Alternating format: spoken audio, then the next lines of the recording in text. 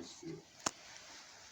We hear in the Gospel today how the Lord was going about all the cities and villages, teaching in the synagogues, claiming the gospel, the kingdom, curing every disease and every bodily weakness among the people. And thus Christianity began to spread throughout the world. Then about 1600 years after Christ's departure, there arose this phenomenon in the West called the Renaissance, which actually means a rebirth. But what was it a rebirth of? The Orthodox Church recognizes this as a rebirth of paganism. Whereas before it was God that was worshipped, now man became the center of that worship, similar to the days before Christ came in the different pagan countries. You can see this clearly in some of the early Renaissance so-called religious paintings, although they like to call them icons, that there are faces of people who you can recognize that are some sort of models that were used. Somebody took a model of a lady or something and said, stay here, I'll paint you into this picture, or a man or something like that. And eventually, this led even to the elimination of these sort of religious paintings and also to the blossoming of all sorts of art forms that were not really art, but decadence, done by artists who had really no skills at all in being artists. The good point there is Pablo Picasso, who I think you all know, the Cubanist of the 20th century. He himself admitted that he's not an artist in the true sense. He just scribbles things and he charges lots of money for it and people buy it. It's got a name and somebody supports him in this. Very soon after this, there arose a situation where there was an inquiry on, do we need God to have morality? Do we need God to have morality? And this period, known as the Age of Enlightenment, was dominated by a group of people to this day who they call philosophers, but they're not really philosophers, because philosophy comes from the word Greek philo and sophia, which means love of wisdom. And what is wisdom? Well, it's seeing things as they really are. In other words, knowing the truth of things. So these so-called pseudo-philosophers, some of the famous ones is Diderot from France, Jean-Jacques Rousseau, Hume. There was another one, Sadie, from which comes the word sadist. Who's a sadist? He raped and tortured hundreds of men and women, and developed a so-called philosophy or idea about this, because they were trying to determine a form of life without God. So they had to put in some sort of principles according to this. Every single one of those, no matter how good they said anything, all ended up with the same problem in the end. And that problem was, who is the authority giver of morality? Who is it? You can't deny it, it's God. So you can't take God out of the moral picture. So the question should have been, who is the authority giver of morality, rather than Do we need God for morality?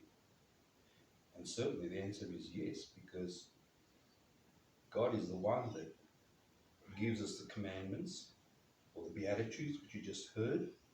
Blessed are the merciful, or poor in spirit, those who are persecuted, those who have patience, all those sorts of things. These are all precepts for a life according to the godly nature. Today, as you know, these things are essentially eliminated out of society.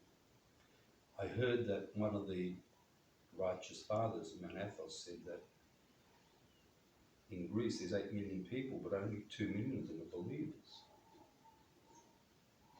Well, what's going on? What's going on? And if you look at a country, a secular country like Australia, USA, the people are totally confused about what is morality, what is right and what is wrong. And essentially, really now in a world where anything goes. Anything goes. I think I told you how when I was working at Box Hill Tech once, they called all the staff to a meeting and presented this person who was one of the employees,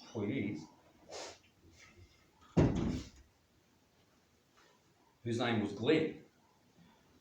And they said, from today, Glenn is going to be Gwen. And we're having this meeting in order to introduce Gwen to you, who's going to come tomorrow with different set of clothes and whatever. In other words, this Glenn, who was a married man with children, wanted to become a woman. I mean, it's so absurd. It's been proven that there is over 100 differences between men and women. Over 100. Plus thousands of different chemical processes that are different between men and women, which you cannot possibly pass over. If you try to do it, for example, if you take a man and feed him estrogen, sure, he grows boobs and fat, but in 3 years gets cancer, dies. This is a sort of the situation about all these things. Then how are you going to fix up all the rest of the things? How are you going to make him to produce an egg or something like that? It's such an absurd thing. And yet today we accept all this. It's accepted through society. And I don't know how many so-called genders there are now, but there's several dozen from what I understand, of all different types. All these things are nothing more than people living out their decadent passions. Nothing more than people who have given up the struggle of leading the moral life that the church gives to us. Because it's much easier to do that. There's no struggle required. There's no effort required. So you can do what you like. And it's all okay and it's all accepted. For this reason, we know from Orthodox teaching that the world has to come to an end, because it's going to become so bad that there won't be any way that even liturgy will be served in the world. And if that's not the case, then there is no point of the world to exist. As Christ said, he will refashion the world. There'll be a new heaven and a new earth. There'll be a great judgment. And those who have repented of their sins enter the kingdom of heaven. Those that don't go into some place of wailing and gnashing of teeth. This is why it's important for us, even though we're a small minority in this land, to stick to that morality which is given to us by Christ, and not by all these so-called pseudo-philosophers. To understand the difference and to understand where they fall down in their understanding about morality, and the precepts of life. And your children should know these things and need to study them. Unfortunately, they don't teach these things in schools. If they do, it's always on a sort of a relative level where they examine the so-called philosophers' ideas, and you accept it or you don't accept it or something like that. But nobody says, hey, wait a minute, Christ came and gave us the um, the precepts of morality. We don't need to have all these guys telling us all these stupid things. We don't need it. We've already had it. It's been proven for hundreds of years. Therefore, be aware of this in your own lives, and not only in your families, but wherever you are. Don't allow these sort of things where you can control them to take hold of people. Often people are wanting an alternative, but nobody gives it to them.